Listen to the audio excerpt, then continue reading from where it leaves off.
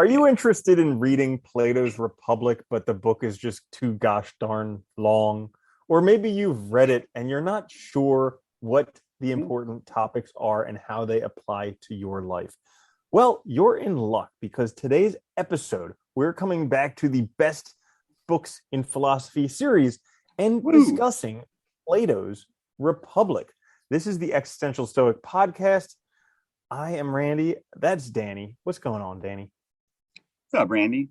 Yeah, I love the Republic, man. This is a great book. I'm glad to come back to this series, and I think it's a great book too, because I think all these great works have so much information about how you can live and that can help you live your life. I think they're so important in that sense.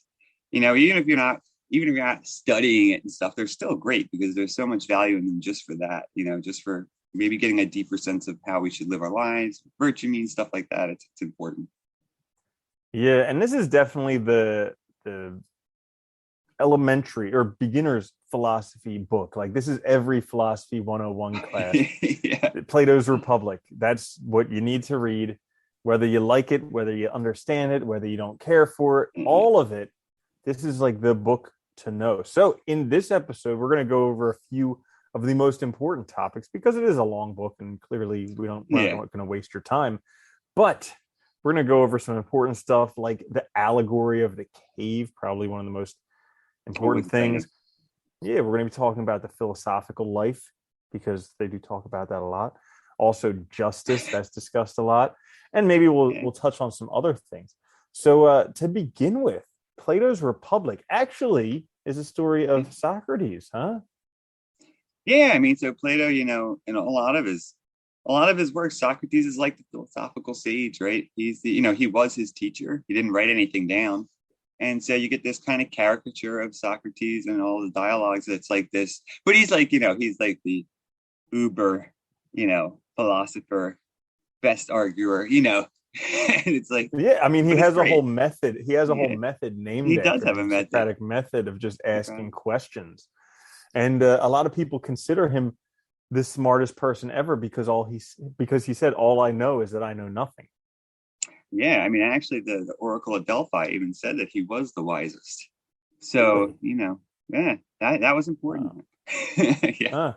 I would kind of argue that, even though a lot of people idolized him, he didn't have everything put together. Like his home yeah, life was in shambles. He was married to a nag.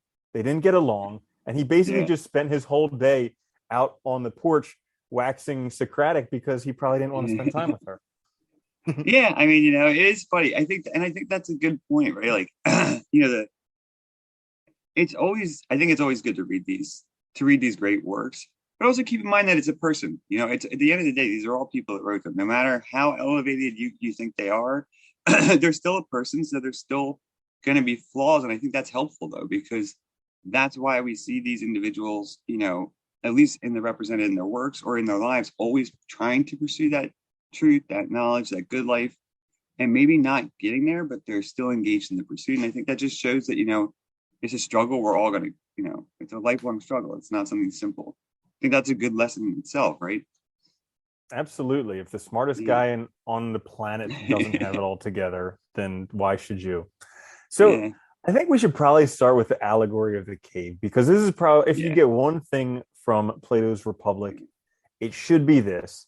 And then also we should discuss how it applies to life in general. Other stuff. So Yeah. you want to explain the allegory of the cave? Sure. Why not? So, I mean, it's an allegory, right? So the idea is, he says, imagine, that you have, imagine you have some prisoners or some individuals that are held captive in a cave, and they're chained and bound, so they can't move, and they're held that way from very, very young. So it's all they know. And they're just stuck looking at a wall in the cave. So that's all they can see. They can talk to each other. And basically, the only thing that illuminates the whole room is a fire behind them. So there's sort of this kind of like shadowy, fiery light that's cast on the wall. And whoever's holding them prisoner, they walk and they use these sort of cutouts to display images on that shadow, reflections on the wall. And he says, imagine, if this is all you know, this is your whole world, this is your reality. And we let one of those guys go at one point, and, the exits finds the exit, gets outside. You know, at first would be blind by the light, right? The sunlight would be overwhelming because you're used to this shadowed sort of existence that's really dark and, not quite real. And then you'd be kind of probably blown away by the fact that like there's a world, you were used to this world in this cave. This was your life. This was your reality, your truth. And all of a sudden, you find out once you exit this cave that your truth is completely false. That everything you thought you knew is false. And he says, it would take time for the person to be able to see. They might start seeing images, things, and eventually they'll be able to look at the sun. And then they'd face this sort of problem, right? Of like, should they go back down and tell their buddies that like, hey, this isn't real. And if they go back down, what happens? Because, imagine if like, imagine maybe a good example of this is like, and this happens probably a lot, right? Kid from a small town goes to college, learns a bunch of stuff, goes back home, thinks they're right, and starts attacking their family's views, values, how they think. Obviously, the family's not going to take that very nicely, right? And they're going to get upset. And I think what's interesting about this is, so if the person goes back into the cave, how are the other persons going to react? Are they going to take this information like, oh yeah, you must be right. Okay, obviously there's a world out there where this is all a lie. We've been living a lie our whole lives. All we need to do is, follow you. Are they going to, attack them? Are they going to want to stay where they are? And so it raises like a ton of interesting questions, I think, about how we see the world and, the things we believe to be true.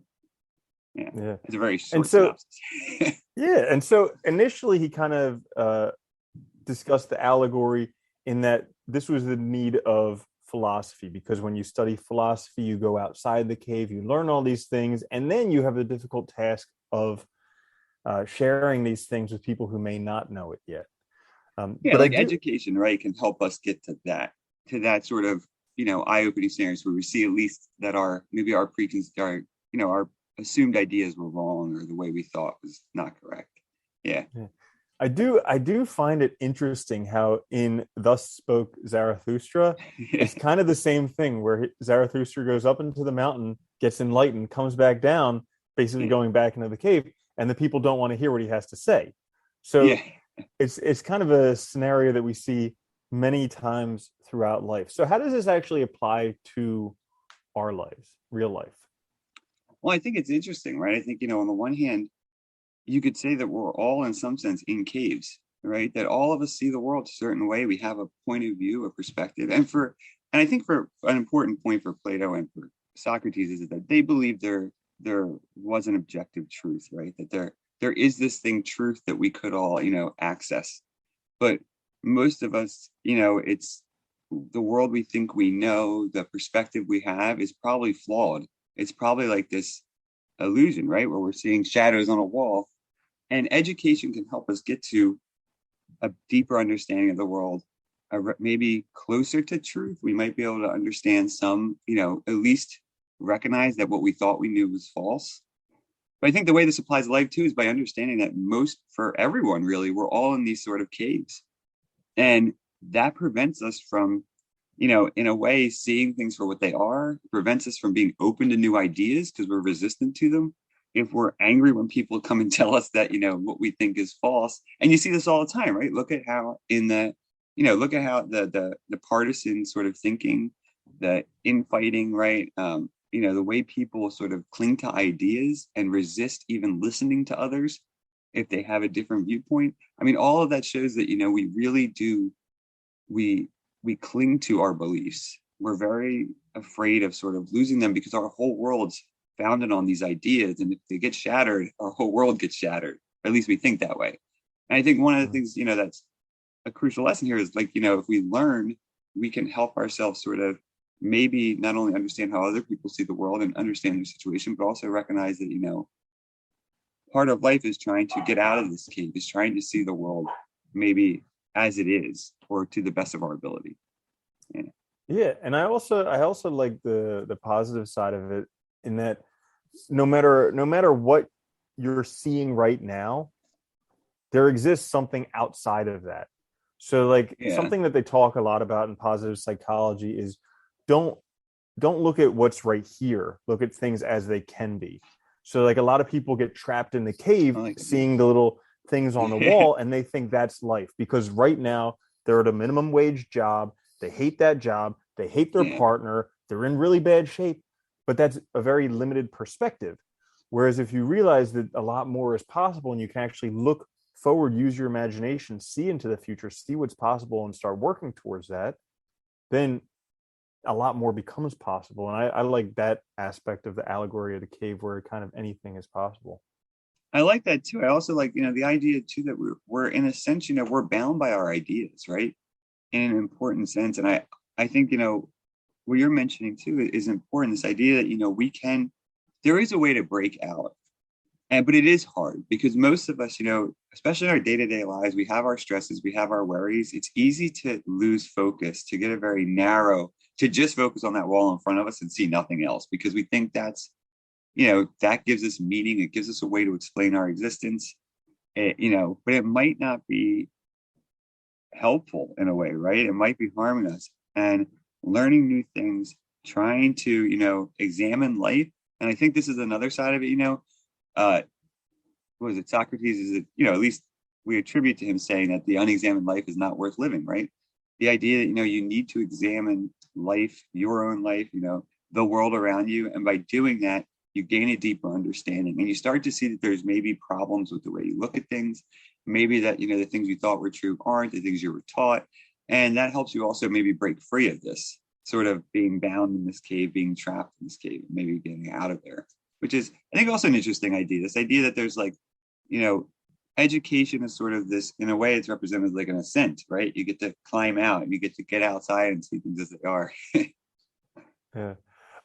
Another thing that I wanted to talk about in terms of the allegory of the cave that I always find interesting is these enlightened people feel like it's their duty to share everything they learned with everyone else.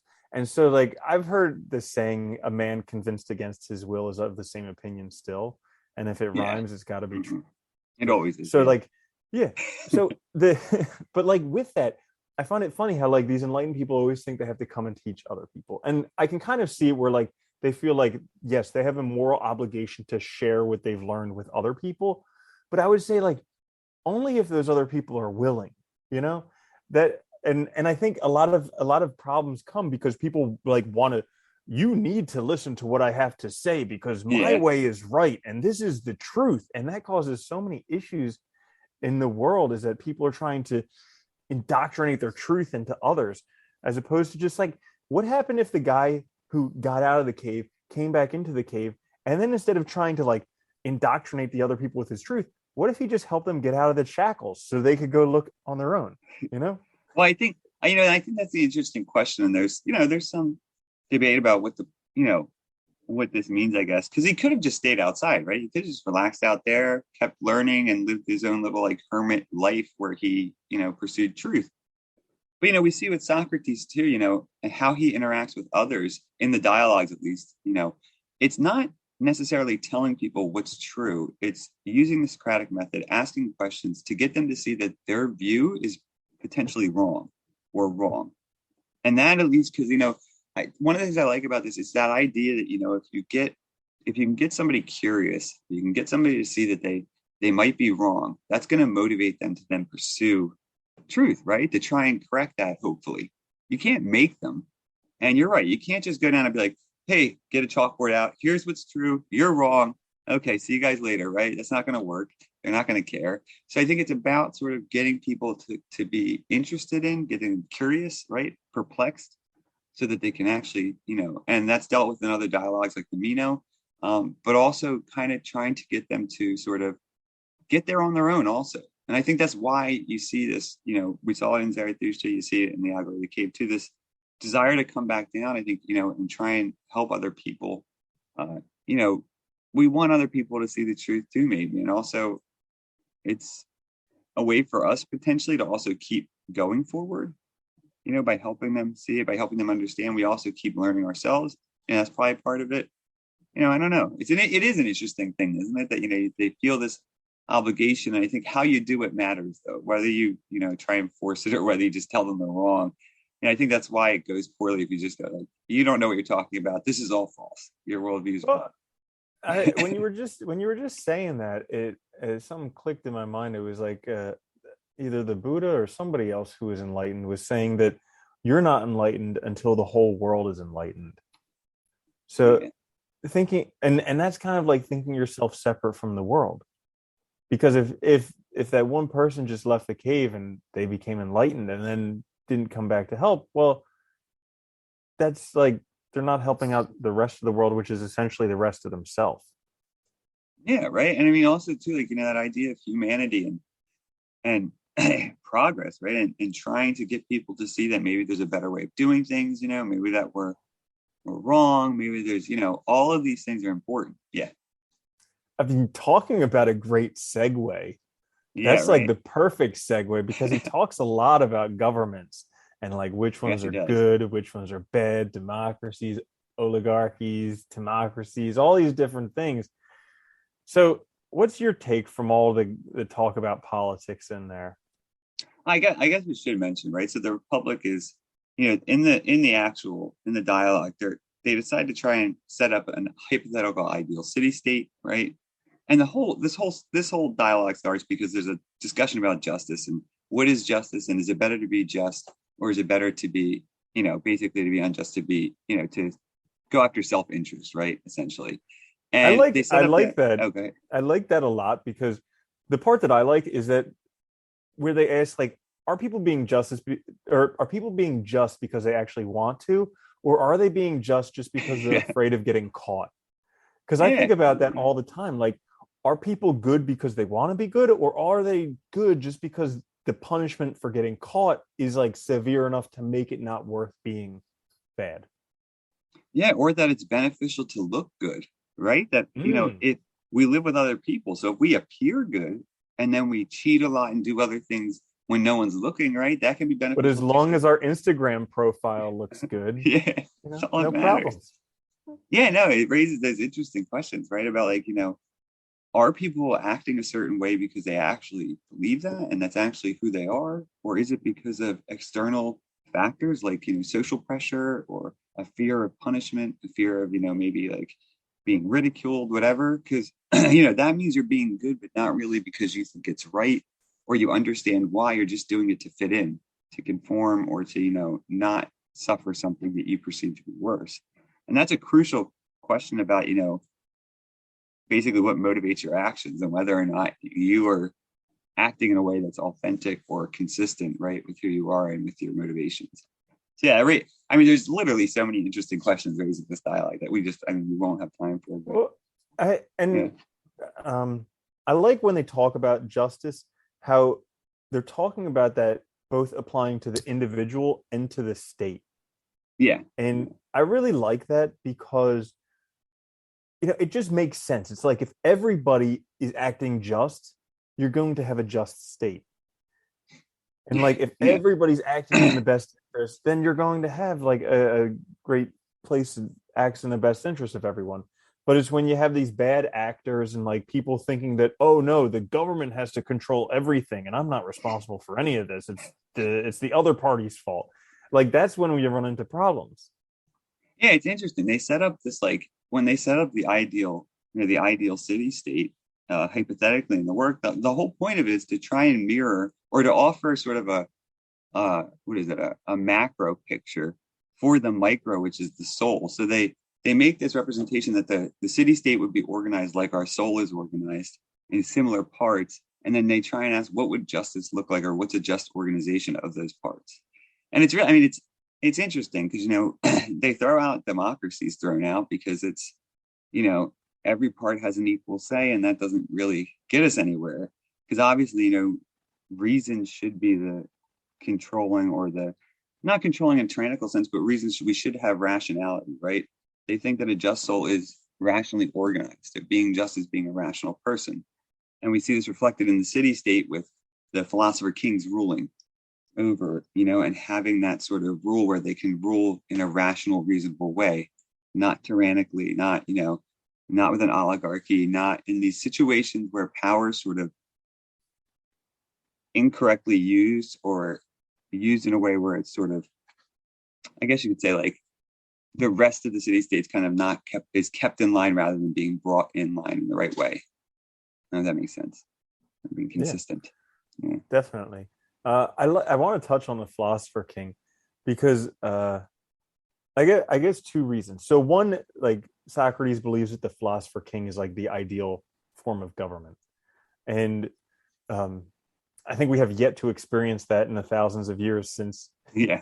since Ever. he's written this. Yeah, but I mean, it's an interesting thing because I heard Naval Ravikant talk on the topic of philosopher kings because he was talking about how Socrates says philosopher king is the way to go, and he's like, Yeah. well, if you're going to do that, and he's looking at it from the point of view of the individual, not particularly the state. So he's Oh, like, okay. if the goal is to be a philosopher king, you should actually logistically become a king first and then a philosopher. So what he's saying is get rich first and then you'll have the time to become a philosopher because it takes a long time to become a philosopher. You have to support yourself. Whereas if you work on becoming rich first, then you'll have the time to be a philosopher and then you can have everything because becoming a king, getting rich can be difficult for a lot of people. And Oh, so yeah. Okay. yeah, and I mean, becoming a philosopher can be difficult as well. So you know, stack them well, up how definitely you will. lifelong. Yeah, that's funny. That's interesting because I mean, I think no, I get the point. I definitely see that. I don't know if Socrates would agree or not because I think part of the problem there would be that are you the kind of person that could be though that you could be a philosopher or you could be this type of person or do you have it within you or do you still have the time to do it correctly? Because at that point, you might not be able to then, I guess, develop everything. So I don't know. But Yeah, it's go ahead. it's a philosopher king. It's not a philosopher and it's not a king.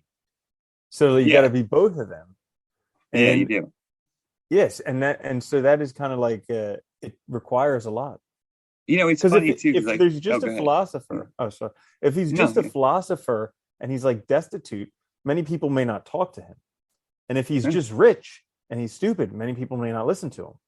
But when you have both, and granted, it's going to be harder than just getting one of them. Yeah. But when you have both, that's when you can really make an impact.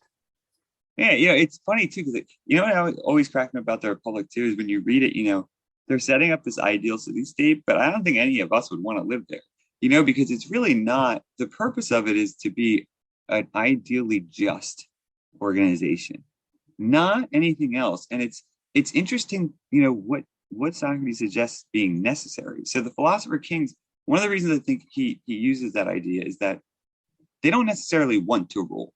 So they're not taking power because they want it. And that's important because, you're not just looking for, you're not going to do things just to better yourself, right? It's not out of self-interest. You're going to rule correctly if you don't want it. That's the idea. That it's not, but you're capable of ruling. That's the other thing. You have the intelligence. You're going to keep pursuing knowledge, keep pursuing wisdom. But the rest of the city state is organized in a way too, where like he has this idea of the noble lie that there'd be distinct classes within this society. So there'd be distinct organization. People would all have a role to fill. And he thinks that, we would tell them a lie when they're young, basically a myth that explains their situation and makes them proud or happy to be in it effectively so that they can explain it to themselves and be proud living that in that life, in that class, without a desire to move up or down or anything. And that's interesting because it's like this idea of the need for stories, right? A need for explaining. And that's not bringing everybody out of the cave necessarily. Yeah, but do we not already do that with like the Oh, yeah. national pride and everything like that that goes on in the Oh, yeah. schools? Yeah. So I mean, it's really interesting how in thousands of years things just haven't changed. We deal with the same problems over and over Oh, my again. God. Yeah. Yeah. Yeah. And I think that, I think that's what's cool about this dialogue as well as when you read it, it can be hard because on the one hand, you have this ideal city state that I don't think none of us would necessarily want to be a part of, at least from the surface, maybe if we get into it more. And then you have all this other stuff being said, like the allegory of the cave, which seems to suggest something maybe a little different. And I think all of this taken together is trying to give us some insight into how to live, what it means to live a good life, and trying to, make some of these sort of points as clear as possible that are difficult to understand. Well, Yeah. Did you want to touch anything else on justice? Yeah, I mean, I think it'd be helpful just to say that, for justice for Socrates, at least as far as I understand, in the Republic is really about, character and our basically our mental state, if you will, our character in the sense of like our they divide it in three parts as reason, right? Our spirits, like our emotions, our passions, and our appetites. So if you think of this as like, what motivates us, our mental or, structure. Um, and justice for them is having sort of all the parts doing their job, doing them well, but functioning in harmony so that you're rational. The idea is that you don't force yourself to be rational by denying all of your appetites or, denying your emotions, denying your passions, but instead, fulfilling them in a healthy way and bringing them into a rational state. That's a great one, and that's something that's very practical that can actually be applied today, Yeah. which is awesome. Which is like the idea of taking those appetites. So whatever they are, whether they're for watching Netflix, whether they're for eating junk food, whether they're for sex or alcohol or cigarettes or whatever these appetites are that we have, that everybody thinks, oh, it's so bad. And it's like, no, not necessarily. Like this can be used as the carrot before the donkey or whatever it's Yeah. called. Where basically Yeah. it can be your motivation to actually get stuff done. Like if you know what your appetites are, then you fulfill your appetites only after you do the necessary work. And that way it's that impetus that helps you to get the stuff done. So you can use those appetites with your reason to help accomplish some pretty cool stuff. Yeah, and I think too we see this. It's also like it's similar to what we see in Aristotle with his virtue theory. I think we see this a similar idea too in Nietzsche, which is also about knowing yourself, right? Knowing what what your tendencies are, so that you can reach a harmonious union between all the parts of you. Find that balance, because I think the important thing for them for within the Republic too is this idea that a just person has this balance of character. They have this sort of like I think of it as like a calm inner state where they're not thrown off easily by sort of the whims of by chance, whims of chance or just things that happen in the world that are out of their control, because they have a stable, controlled self, right? They know how to deal with themselves. They are rational. They'll think things through. They're not going to get thrown off by emotions and stuff. I think this is something we all struggle with, right, in our Isn't lives. it isn't it Yeah, funny how like all these things come up and we think, oh, this is the thing that's going to ruin me. I'm going to completely like I'm going to die or whatever it is. yeah, And like if you look back at history, it's like I've gotten through everything. What's the big deal? Most of it yeah. doesn't even seem like a big deal at all now. But it's like everything, every new thing that comes up, oh, this is going to be it. Just why I'm better worry about this because something needs to happen. Yeah. Well, and I think that's it, right? It's like, why do we throw ourselves off course, and we really make things so much harder than they need to be? And I mean, all the time. I just did this to myself this week. Like I was focusing on one thing, lost sight of other stuff, made my life more difficult for no fucking reason whatsoever, right? And it's like if you just think it through and really like look at your past, take a step back, and do the rational thing, you realize, hey, wait, I can do this. It's not that big of a deal. But it's like we lose perspective very quickly. And I think this is why why justice, or why at least for virtue or being good, is beneficial, because we're really developing ourselves in a healthy way. We're realizing or perfecting our own natures, and by doing that we're better equipped to live our lives, right, in the best way Mm. possible. I actually have a question for you, kind of based on that and a Yes. little bit of other stuff. So, like the goal is the philosopher king. So, is it with the idea of the philosopher? Is that somewhat related to being enlightened, or is being enlightened kind of like the theory, the form for the philosopher to go after, or are they not related at all? Huh. That's interesting. I mean, Because we were yeah, talking about the allegory of the cave where he leaves the cave, becomes yeah. enlightened or a philosopher, and then he comes back in. So I'm wondering, like, is this whole or maybe I'm using the wrong words. I don't remember if I actually said enlightened in the Republic, uh, but like maybe Being that's the like, form that the philosopher goes after, and then never can attain it, because we look at all these philosophers and they all have flaws, you know. yeah. Yeah. So I mean, it's wisdom. I guess I would say the ideal is like wisdom maybe would be correct. The mm, the wise person. Which is, I mean, enlightened is a similar term, right? I guess you could use it in a similar way. Yeah, it's interesting. The theory of the forms, right? The idea that there is this perfect realm, and the outside of the cave might represent that, which is like truth. I mean, one way to think of the theory of the forms is think of it as like truth. It's these perfect ideas, right? The perfect concepts of things that you can't meet within the experience, but that they, everything they say takes part in them. That's how they, I always think of it as like, the theory of the forms represents objective knowledge or objective ideas. And understanding the world in part is trying to get a better understanding of that, is trying to find these objective truths, trying to understand things clearly, right? Or as clearly as we can, whether it's possible or not, it's that pursuit. And so it's interesting. Yeah, I think the philosopher king, it's wisdom is something that, that idea of being wise is something we always must pursue, right? It's something that's pursued throughout life. It's not an easy thing to acquire. And you're right. I mean, everybody has flaws. So in the Republic, the interesting thing is the philosopher kings, they talk about, identifying these individuals young and then basically pulling them into a special program, if you want to think of it that way, where they know the truth, they know all this stuff, and then they help society to sort of have this organization to be, balanced, to be happy, to be, productive. And so it's this interesting idea too, where, at least in the Republic, not everyone can be a philosopher king.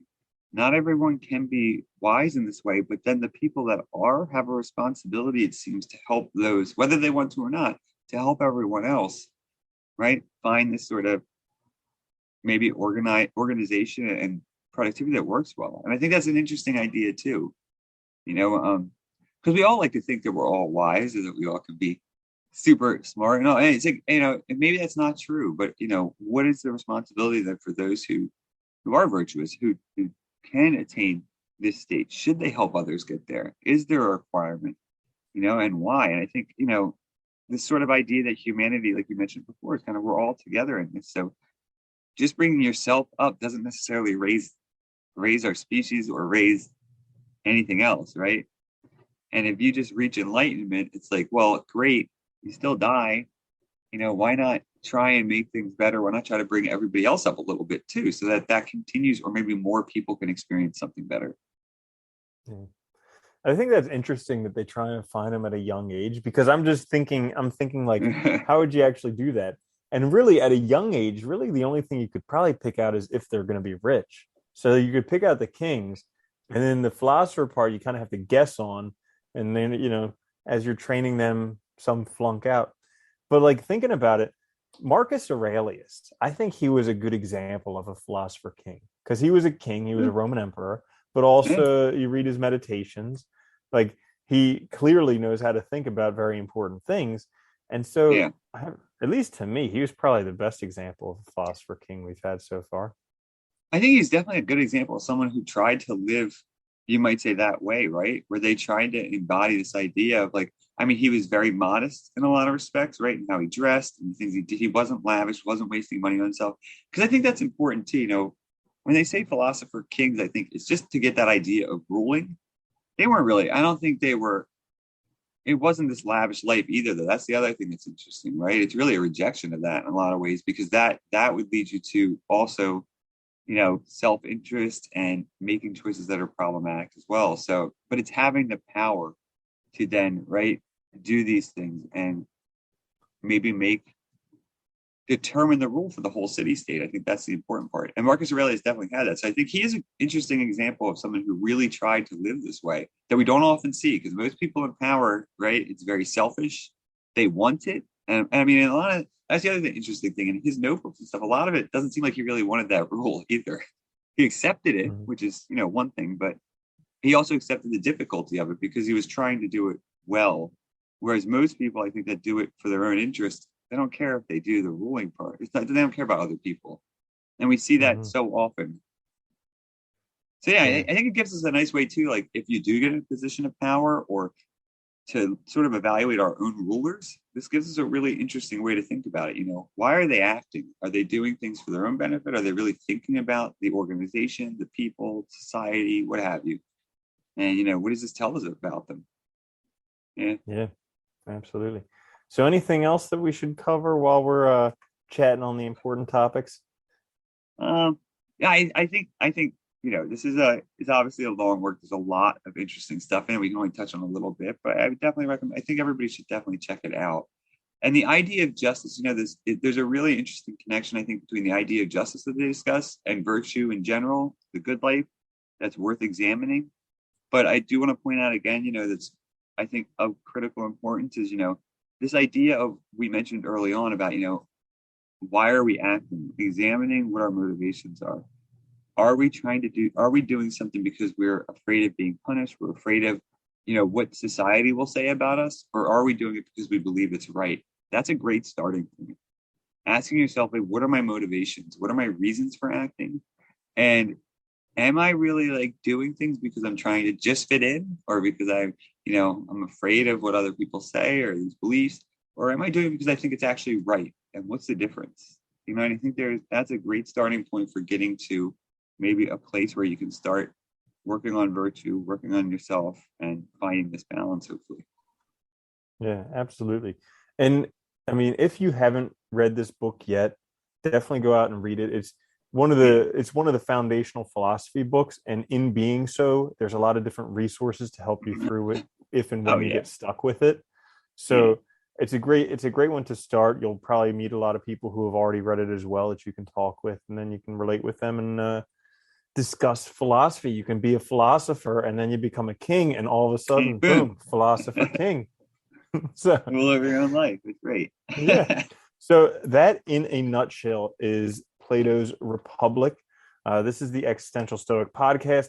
Thank you guys so much for listening. Make sure to check us out on YouTube, also on all the podcast services. We come out twice a week with episodes. I'm Randy. That's Danny. I'll catch you later, Danny. Later, Andy.